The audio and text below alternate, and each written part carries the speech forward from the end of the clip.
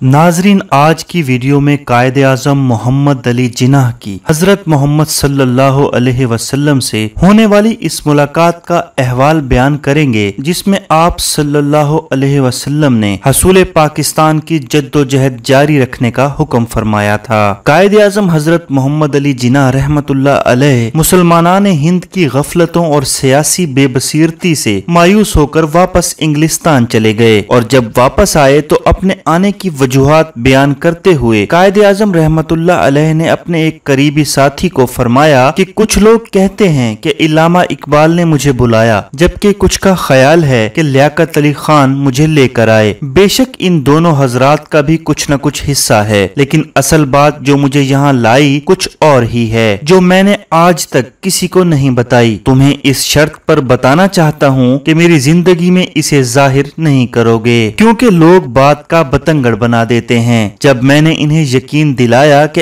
ऐसा ही होगा तो कायदे आज़म ने फरमाया कि लंदन में अपने फ्लैट में सोया हुआ था। रात का पिछला पहर होगा, मेरे बिस्तर को किसी ने हिलाया। मैंने आंखें खोली, इधर उधर देखा, कोई नजर न आया। मैं फिर सो गया। मेरा बिस्तर फिर हिला। मैं फिर उठा, कमरे में इधर उधर देखा और सोचा शायद जलजला आया हो। कमरे से बाहर निकलकर दूसरे फ्लैटों का जायजा लिया। तमाम लोग महवे इस्तराहत थे। मैं वापस कमरे में आकर सो गया। कुछ ही देर गुजरी, तीसरी बार फिर मेरा बिस्तर किसी ने जोर से झंझोड़ा। मैं हड़बड़ा कर उठा। पूरा कमरा मुअत्तर था। मैंने फौरी तौर पर महसूस किया कि एक गैर मामूली शख्सियत मेरे कमरे में मौजूद है। मैंने कहा कि आप कौन हैं?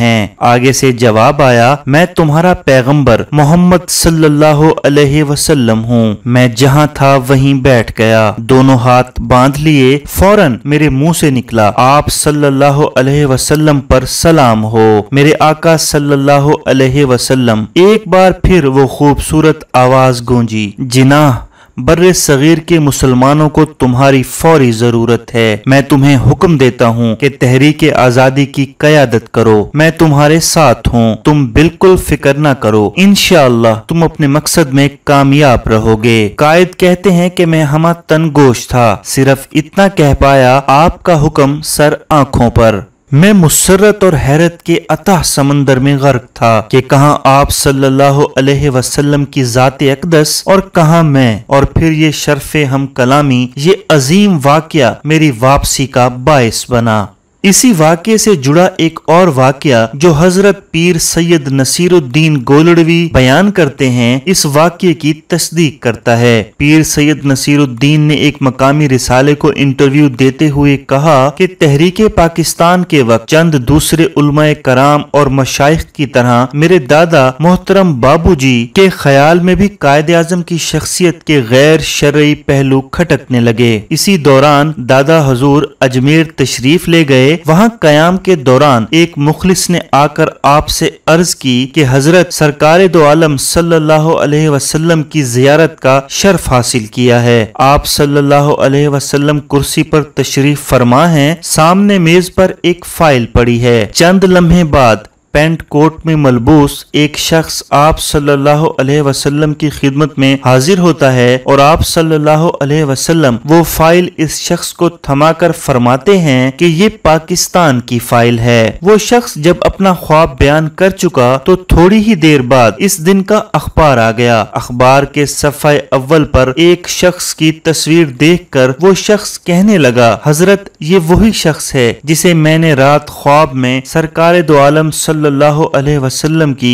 बारगाहे अक़दस से फाइल लेते देखा था।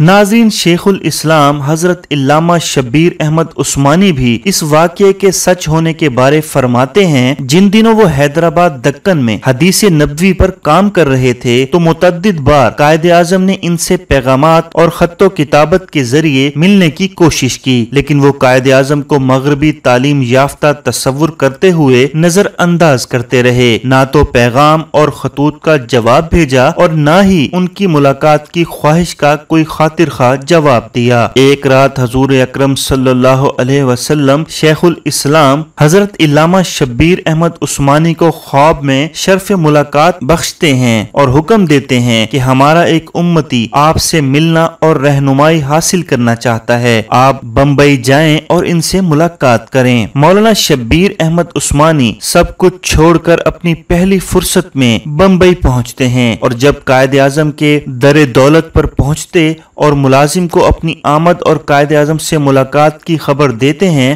حضرت علامہ شبیر احمد عثمانی اندر تشریف لاتے ہیں تو قائد اعظم کو سراپا انتظار دیکھتے ہیں، اور پھر دونوں عاشقان رسول کے درمیان مدرجہ ذیل مکالمہ ہوتا ہے۔ قائد اعظم: حضور والا، میں مسلسل آپ کو پیغامات اور خطوط ارسال کرتا رہا اور آپ سے ملاقات اور رہنمائی کا متمنی رہا، تو آپ نے توجہ نہیں فرمائی، لیکن جب آپ صلی اللہ علیہ وسلم کا حکم ہوا ہے تو تشریف لائے ہیں۔ شیخ الاسلام حضرت علامہ شبیر احمد عثمانی: کیا آپ کو بھی حضور صلی اللہ علیہ وسلم کی بشارت ہوئی ہے؟ قائد اعظم: میں تو آپ صلی اللہ علیہ وسلم کے ارشاد کے مطابق ہی آپ سے ملاقات کے لیے کوشش کرتا رہا ہوں۔ اس مکالمے کے بعد دونوں عاشقان رسول ملاقات کرتے ہیں، مختلف امور زیر بحث آتے ہیں، لیکن سب سے اہم مسئلہ سفید بنیا اور سیاہ بنیا سے آزادی حاصل کرنا اور مملکت خداداد پاکستان کا قیام تھا۔ چنانچہ تفصیلی ملاقات اور تبادلہ خیالات کے بعد شیخ الاسلام حضرت علامہ شبیر احمد عثمانی نے قائد اعظم کو ہر ممکن تعاون اور رہنمائی کا یقین دلایا۔ قائد اعظم اور حضرت علامہ شبیر احمد عثمانی کے مذکورہ بالا بیانات سے اس مملکت خداداد کا روحانی پہلو اظہر من الشمس ہو جاتا ہے۔ قیام پاکستان کی تحریک میں بر صغیر کی تمام مشہور و معروف روحانی درگاہوں سے وابستہ مشائخ اعظام نے قائد اعظم کی پکار پر لبیک کہا تھا اور اپنے مریدین اور عقیدت مندوں کو حکم صادر فرمایا تھا کہ وہ حصول پاکستان کے لیے اپنا تن من دھن نثار کر دیں۔ ناظرین، اگر آپ کو ہماری ویڈیوز پسند آ رہی ہیں تو ہمارے چینل کو سبسکرائب کیجئے، ہماری ویڈیوز کو لائک کیجئے اور اسے اپنے دوستوں کے ساتھ بھی شیئر کیجئے۔